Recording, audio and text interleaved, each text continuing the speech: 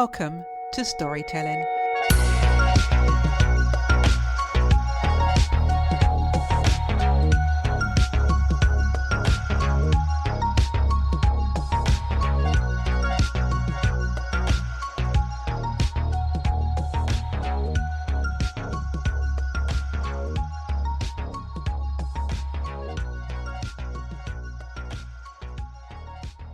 This week's guest is someone whose life has been shaped by resilience, service, and an unwavering determination to succeed. Born with cerebral palsy, he's never let it define him. He enjoyed a successful career in senior operational leadership, including leading production and logistics at one of the UK's largest examination boards before taking on a new challenge during the COVID lockdowns by studying law. He was called to the bar in 2025 and is now beginning the next chapter of his career as a pupil barrister. Alongside his professional achievements, he has dedicated decades to public service as a magistrate, Samaritan, school governor, chairman of the Southern Premier Cricket League and trustee of the Hampshire and Isle of Wight Air Ambulance. And in 2018, his commitment to volunteering was recognised with an MBE. Please welcome Steve Vear MBE JP. Hello, Steve, and welcome to the podcast. Thank you very much. I'm delighted to be here. Steve, you had so many different roles, but they all seem to have one thing in common. They're about serving other people. Did you always know that was going to be your life's work? Honestly, Debbie, I'm not sure I saw any of my life coming really in the way that it's turned out. So I have to say no to that. I've known, obviously, that over the years, especially being born with a disability, that lots of people have helped me to be able to get through life and achieve the things that I have achieved. And so I think there's probably a deep-rooted sense of kind of continuous payback, really. And I always say that all the stuff I've done in cricket means that I can't possibly repay what cricket has given me in my life. And so I've always been determined to put in as much as I possibly can. So honestly, I don't think it was something that I set out to do. But now my sense of service, whether it be public service, service to my friends, or just service to people, is definitely something that I think is important to me. Was there a particular person or experience that shaped that desire to help others? Well, it probably goes back to when I was at secondary school. My PE teacher got fed up one day of not being able to give me a school report because I never did PE like the other boys and girls. And so he taught me how to score a game of cricket. And then since then, almost everything I've done in my life is because of cricket. It's all kind of spun off from there. So that was, I think, the start of my volunteering journey, which effectively was then the start of my service.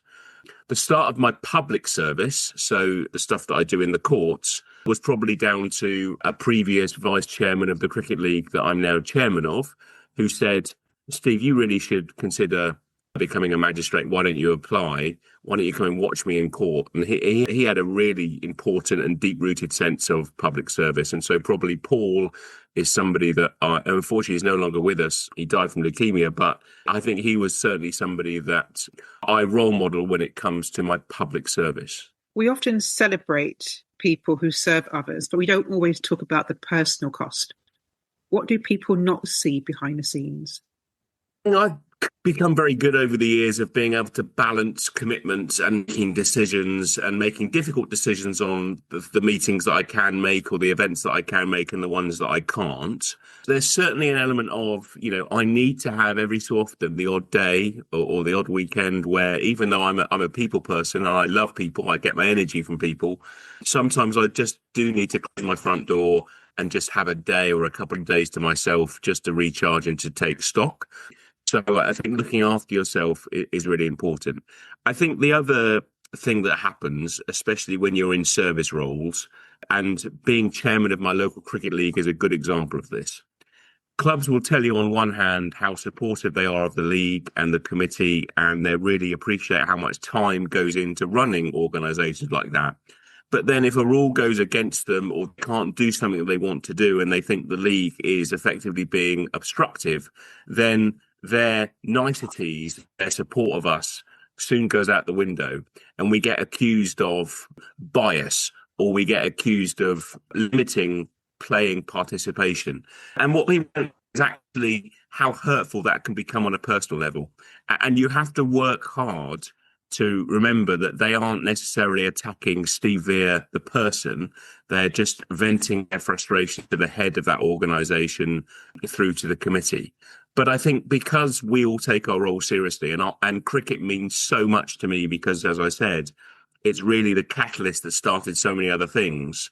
If people go so far as to question my integrity or the integrity of my team, then that's kind of personally bruising. And over the years, I think I've been able to develop a thicker skin as the years have gone on in relation to that. But when you care about something so much, it can be personally difficult at times when people take that situation a little bit too far. I want to come back to that personal bruising and that venting that you just mentioned. Has helping others ever come at a cost to you personally? I don't think it has necessarily. I do think there are situations where I've had to make decisions which are right decisions. I mean, I'll give you one example. We lost a committee member a couple of years ago who is a great person because of a complaint that a club had made. I didn't believe necessarily everything had happened quite in the way that it had been described, but my professional standards and my set of morals meant that actually I couldn't just suggest that that club was wrong and that incident didn't happen. And so I needed to investigate that. The committee member concerned didn't want to have that investigation, so resigned. And because of the standards that I had, because some committee members would say to me, of course he didn't do it, we can just throw the complaint out. But of course you can't, because you can't assume that something didn't happen. You have to follow an official process. So, and my dad always says to me, you know, we need more people that stay on the moral high ground like you do. People need to be able to distance themselves and make those important decisions, because otherwise you get corruption, you get actual bias, you get actual discrimination, and you shouldn't do that. So sometimes I wrestle internally that I've got those moral standards and those professional standards that sometimes means the right thing still happens. But in that situation, I didn't get to work with that colleague anymore. They're fine. You know, we obviously get on well still, but that was a cost to me as chair. That was a cost to the league committee and indeed the members of our committee as well, because we lost that person. But Debbie, has there been any one situation or one particular personal situation that I've encountered or a personal loss that I've had because of my service to others? I don't think so. You faced challenges that could easily have shaped how you saw yourself, yet you seem to approach life with resilience and humour. One thing that I really appreciate about you is your humour. Where do you think that comes from? Well, clearly, you know, my upbringing was shaped by two wonderful parents who have loved and supported me unconditionally forever, and also my younger sister as well, who's a couple of years younger than me.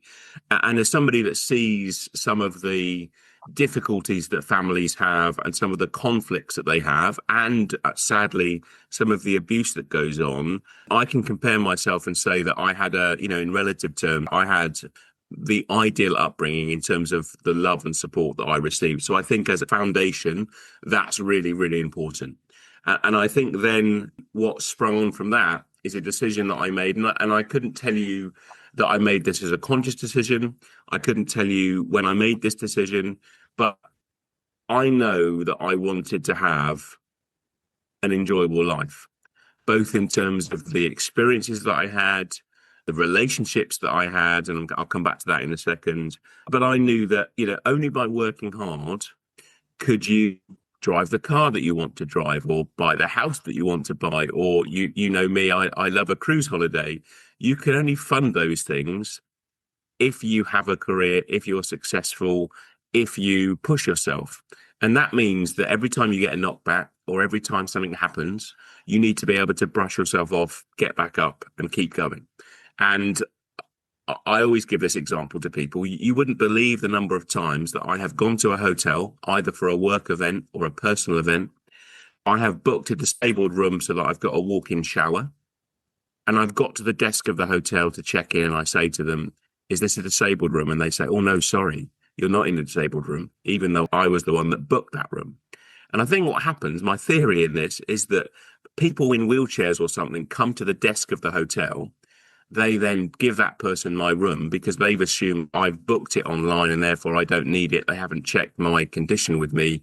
And so they just make an assumption. So you then turn up at the hotel desk and they haven't got you the room. So you have to be firm in getting a solution and getting it sorted. But the reason I raise it is because if I had an emotional outburst every time that happened, or every time something similar happened, and I lost the plot or I put too much energy into it, I wouldn't be able to give my all to that work meeting or that personal event, and I wouldn't enjoy it. I'd start resenting the fact that I've got that event to do or that experience. I then might start resenting the person behind the desk, or I might start resenting the people that have invited me to that event. That is a toxic reaction. Don't get me wrong, it's difficult because this sort of thing, and there are lots of other situations as well, happens all the time. And so, yeah, it's about it's about bouncing back and just being able to get on.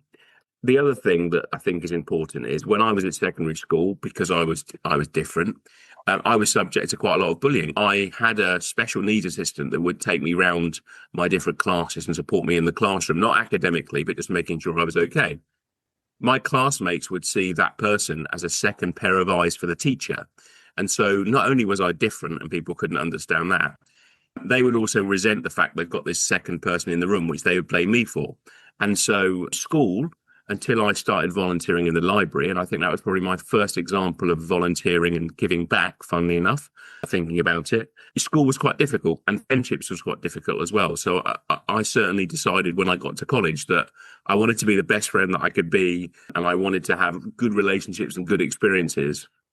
And as I said, that deep sense rooted of requirement to be resilient, I think got me through and gave me the life that I've got now, which I'm very proud of. I enjoy, and maybe all of that enjoyment means that I can have fun along the way. Hence why you mentioned my me being jovial, fun. I don't know, but because that's the person that I want to be, and that's the person that I want people to see me as. So you mentioned bouncing back and the fact that you experienced bullying as a child. When did you decide to help at your local Samaritans? Well, I said to you that everything in my life is because of cricket. Well, I was traveling back from a cricket event and I was in a traffic queue. And in that traffic queue, I was behind a bus in my car. And on that bus was a poster that said, "Could you man our life support machine?" And there was a picture of a telephone. Now, the old-fashioned telephone with the dial on it to make it clear it was a telephone. I think if you ask a lot of young people now, what is that? I'm not even sure they'd know it was a telephone, funny enough. So it wasn't an iPhone or anything like that. It was an actual phone with a handset with a dial. Yeah, so could you man our life support machine? And I thought, oh, that's interesting. And so I went on the website. They had an information evening that you had to go to. And I thought, do you know what? I have come across some people that struggle with their mental health. And the number of people that die by suicide is actually really, really sad. So perhaps I should do this. Perhaps I should give up my time and see if I can get through and be offered the chance to join them. And the rest is history. I had an amazing experience with Samaritans. I've been a listening volunteer now for 21 years. And during that time, I've also been director of training for my local branch and in the local region. So my training to become a trainer, how you deal with people receiving training, how you support somebody's development, all of that started because of my time in Samaritans. And I always say that in the voluntary sector, I became a lot more senior so much quicker in the voluntary sector than I did in my professional career. And the amount of experiences and skill development that I've received because of volunteering, and the training bit was because of Samaritans, is unbelievable. And I'm going to tell you one very quick story that happened. And this happened early on in my Samaritans career, which is the reason I still do it. And if ever I think to myself, have I done it long enough? Can I be bothered with this anymore? This is the story that I go back to. We used to do charity collections at the local Waitrose. And so we used to wear these green tabards. We used to have these collection pots, when people actually had money in their pockets rather than scan that and tap their cards. This is when people actually carried notes and coins. And so we'd stand outside the door, give out leaflets or stickers, and we'd have a collection tin that I was holding. And somebody came up to me, and I was quite taken aback. This woman basically grabbed my hand, and I thought, oh my God, am I going to be assaulted? What's going on? But in fact, she put something in my hand and then closed my fingers and said, and whispered in my ear, if it wasn't for you, I wouldn't be here right now. When she walked away, I opened my hand to find that she'd rolled up a £50 note for the donation. And so clearly that person wasn't saying it was me that saved her life. She was saying thank you to Samaritans. And I couldn't believe it. And I will never forget that happening, because somebody that's needed our service spoke to me and donated to us, which was wonderful. So whenever I need a remotivation for Samaritans and to be on the phones to support our callers, then that's what I remember. Steve, can you share your journey to you becoming MBE? Well, it was certainly not something that I planned and not something that I knew about. These sort of things, don't happen like that, I don't think. So my sister, 4 years before I got the letter, had gone through the process of making the application, which involves getting lots of references and that sort of stuff. So she'd gone on a mini project in the background. I knew nothing about it. She contacted different people in different organisations that I support. I didn't know she'd done that. It was all private. So I was travelling home one day, and my sister rang me and said, are you at home yet? And I said, no. And I said, well, why are you asking? She said, oh, I'm just checking in, make sure you're okay. Did you have a nice day? Blah, blah, blah, blah, blah. So I didn't think anything of it. Then I got stuck in traffic about 2 miles away from my turn-off on the dual carriageway. My mum rang and said, are you at home yet? Did you have a nice day? That I didn't really read anything into that either, because that wasn't out of the ordinary. But then my sister rang me again about 5 minutes later and said, are you home yet? And I said, no, I'm actually stuck in traffic. Why do you need me to be at home? You're not at home, are you? You're not at my place. And she said, no. I just wondered if you were at home. And I thought, that's just very odd. But it kind of went out of my mind. And so about 10 minutes later, I finally did get home. And when I got into my living room, on my desk, so I think Mum had been round, she must have been round to drop something off. So, and then all of a sudden, I walked into my living room, and on my desk in my living room was a letter that said, on Her Majesty's service. And I thought, that's very odd. And then I thought, hang on a minute, my sister and my mum must have known this letter was here, which is why they wanted to know I was at home. Maybe they want me to open this, but how would they know what this is? Now, I thought it was something to do with the court, because sometimes you get letters from court, not very often, but it's not unheard of. So I thought, okay, maybe somebody's sending me a form. I don't know. So I opened it, and it was this yellow letter. I mean, who sends you yellow letters? It's really odd. I've never seen a letter before printed on yellow paper, but it was yellow paper. And it said, dear sir, I've been asked by the Prime Minister to inform you that, having received advice from the Main Honours Committee, she is forwarding your name to Her Majesty the Queen for you to be appointed to be a member of the Order of the British Empire. And then it goes on. And so I'm sitting there in absolute shock. So, of course, then I ring my mum and say, I guess this is why you asked me, you won't believe this. They didn't know which honour I was being offered. But my sister had received a week before that an email to say, can we just confirm this is still Steve's address and his contact details? This does not guarantee that he has been made an offer, but we just like to keep our records up to date. And she thought, oh, why am I being asked? And then obviously a week later, I get this letter. And it says you've got 5 weeks with the embargo. You can't tell people.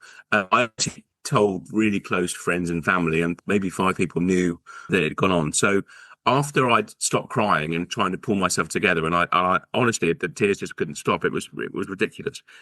Yeah, that evening, though, I had the annual presentation dinner of my cricket club. So my dad and I were going to this dinner where I didn't have to do anything. I wasn't a special guest or anything, so I didn't have to do any speeches or anything, but I just obviously had to socialise. And honestly, my dad kept saying to me, are you all right? And I was like, no, I don't think I am. And I don't ever remember being as spaced out as I was during that evening, because I was just completely in shock. And then, I don't know what it was, that was in November. So 7 months later, I then went to the palace to meet the then Prince of Wales, our now King, who shook my hand, said a few words, and physically presented me with my medal. So that was the story. So yeah, incredible. And what happened afterwards was amazing too. I mean, one thing that happened, for example, I went to the school where I'm a school governor, and they'd already changed my name on the notice board to include the MBE. And when I went into the school hall for the meeting, they were all standing there with a glass of champagne to celebrate me receiving my honour. So the head teacher wrote to all the parents and the carers to share my news. And that's just one example of many things that happened. And people are so lovely that people that haven't met somebody with an honour before, or people that want to hear your story, they just go a little bit gaga over it, which still amazes me. But then I think I'm like that with people as well, certainly before I got one. So I get it, but it's just weird that it's happening to you. And then finally on this, my friend Mark is a officer in the RAF. He's actually a pilot now. And he said to me, have you bought your mini medal yet? And I said, what do you mean mini medal? He said, yeah, you can buy miniatures, which you should wear on your black tie jacket because you like going on cruises. And I said, oh, no, I wouldn't do that. He said, listen, we do it in the military, and you probably have seen people, which I have. I said, yes, I did. He said, look, you should be proud to wear your medal. By wearing your medal, people will ask you what it is. People will invite your story, and other people want to hear your story. You should buy it, and you should be proud. And so I did buy my miniature medal, and I know that we've been to formal events together. So you would have seen it. I now wear with pride a miniature medal on my black tie outfit, my dinner jacket. And people do ask me. They either recognise what it is, and so they say congratulations, or they say, oh, what's the badge? What's the medal? And then I get to tell my story, which is just wonderful. This is my opportunity to say congratulations also. Thank you very much. And yes, it does look absolutely very impressive when we're at events and you're wearing your medal. So definitely continue to wear it with pride. I want to come back to your professional career, because in September you begin a new chapter as a barrister. What drew you towards this next challenge? Well, what a great question. I suppose this podcast is full of great questions, isn't it? So obviously, having been a magistrate for 16 years, I have deepened my appreciation and understanding of the law. So there's the starting point. And again, obviously, I became a magistrate because of cricket. So again, I became a barrister because of cricket. And then in lockdown, because lots of my friends and lots of my neighbours were, buying Peloton exercise bikes, or they were running around the neighbourhood trying to beat yesterday's 100 metres or 2-mile run or whatever, doing lots of exercise. As a disabled person, my exercise was getting in my car, going for a drive and coming back again. That was effectively, what I was doing. So I know I needed something to keep myself going.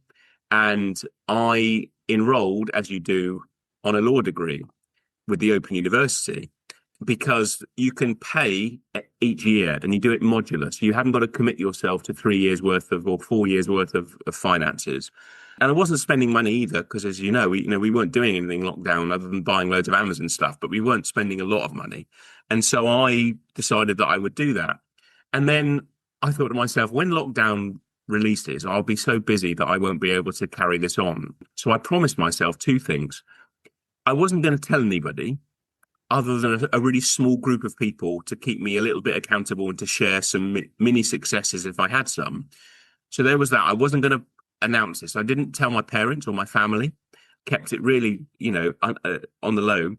And I thought to myself, also don't put any pressure on yourself, because when lockdown releases and voluntary stuff all comes back, or work comes back and all that sort of stuff, maybe you'll be too busy for it.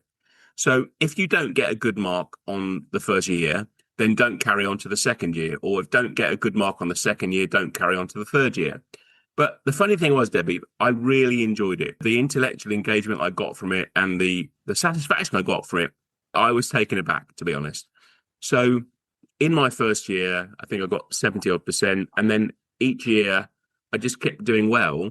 And as you know, I managed to graduate with a first class honours degree. My first degree, usually an Open University degree, is 6 years. This was only 4 because I already had a degree. I didn't do very well on my first degree. I fell out of love with it in the final year and a half. So I think that affected my grade. So I got a first class honours degree. I never planned to use that law degree, ever. And then 4 days or 3 days or something after I got my result, I then got notice of a restructure at work. And so I was at risk of redundancy. And so I had an opportunity to think, what do I want to do? And I spoke to a couple of friends and said, I think I might, in the background, do this solicitor qualification and just see how it goes. And my friend said to me, hang on a minute. If you're going to do this, you need to try and be a barrister, because you need to be the one standing in court. You need to use your voice. You are born to speak. And it would be a waste if you went down the solicitor route. Now, some solicitors do advocacy, but obviously the main role of a barrister is to advocate. So I thought, okay, I've been given this financial opportunity to do it, this opportunity and time to do it. I realised that there was a course starting in January, and we were in, I think I was leaving work in October.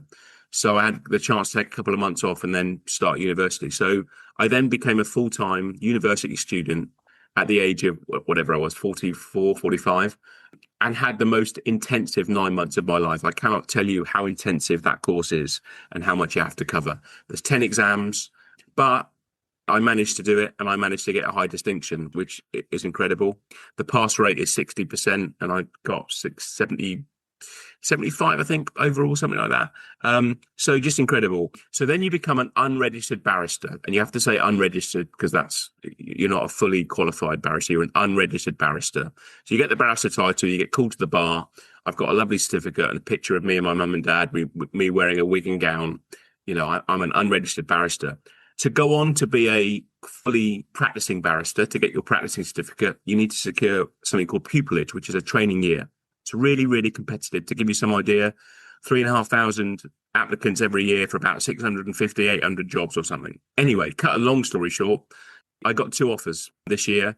So I managed to do it. I got 2 offers, one for a chambers in London and one working as an employed barrister for the Crown Prosecution Service. And as you've said at the start, in October, I will start my year as a pupil barrister. And if I successfully complete that year, there's a guaranteed job as a Crown advocate, as a prosecutor at the end of that year. So I will be a practicing barrister. And it all started because I did that law degree in lockdown. Then there was a restructure and I got made redundant, and a little bit of courage and bravery was thrown into the mix with a little bit of support and pushing from my friends. And I'm an unregistered barrister, which is, still can't believe it, really. I think it's an amazing story. And I think what I really like the fact that you did your law degree without telling anyone. And I think people need to be aware that you don't need to tell everyone everything at all times. You don't need to announce stuff. You can just quietly just move forward. Steve, after all the roles you've held and all the people you've helped, what have those experiences taught you about people? I think there's a couple of things. I think that, well, in terms of leading organisations or taking on responsibility, voluntary responsibility, or even in work, to be honest, you can't please everybody. And everybody is different. Everybody has their own set of values. Everybody's had their own upbringing and, their own situations and experiences that have shaped their lives. So you cannot please everybody, and it's not your fault that you can't please everybody. So that, I think, really helps me. I think it's also taught me that people need to talk. And it actually worries me where we are in society right now, where less people are talking to each other. We're not going into the office as much. We're doing a lot more by WhatsApp or by messaging rather than phoning people. The students that I lecture at the moment, some of them look down at the floor. Sometimes they don't want to be asked a question in the lecture or the seminar. They're almost scared of their own shadow because they're not being given as many opportunities to talk. I think for communication and development, people need to talk, but also for people's well-being and mental health, people need to talk. And that involves us sometimes asking the questions, me saying to you, Debbie, how are you? And being invested in that question and being invested in the answer to get, not just I've asked Debbie how she is today, I've ticked the box. So people need to talk. People need to talk more, and people need to be asked how they are. And you can't keep everybody happy. And I think linked to that is we must remember everybody has their own story. When somebody is a bit off with you, it could be they're just a nasty person. And there are some people out there that we can classify as that, but very rarely are they actually at the core nasty people. They perhaps have a reason why they're being that way. And we kind of have to try and understand them first before we categorize them as somebody that we don't want to have anything to do with. I could go on about my lessons of people, but on the spot, those are the things that I think I would reflect on. One thing I would just add, because I often add, when I do kind of, speeches, I went to a private school the other day to do an end of year presentation. This might be useful in me telling you this, that when I was born, apparently, the paediatrician, the doctor, says to my mum and dad, Steve will never be able to go to a normal school. He won't be able to get a normal job like everybody else. He won't have a normal life like everybody else. He'll need a lot of support. And I always end my speeches by saying, well, actually, that doctor got one thing right. I haven't had a normal life. I've had an extraordinary one, and one actually that I really enjoy and that I'm really proud of. And so I guess the message about people there as well is that you shouldn't underestimate people. And I think probably deep rooted in my motivation for life is that I think society does put an unnecessary restriction on disabled people. They make assumptions about what we can do. They see us and think, oh, okay, he's got a blue badge, he can't walk very well. That must mean that he can't do X, rather than focusing on what actually we can do. And so that is something that I think probably drives me without even realising. Steve, what do you hope your story will teach others? I hope that it teaches people never to give up and to always to get back up and to keep pushing on, even when it's not easy, even when you're tired, even when people are telling you that you shouldn't do something.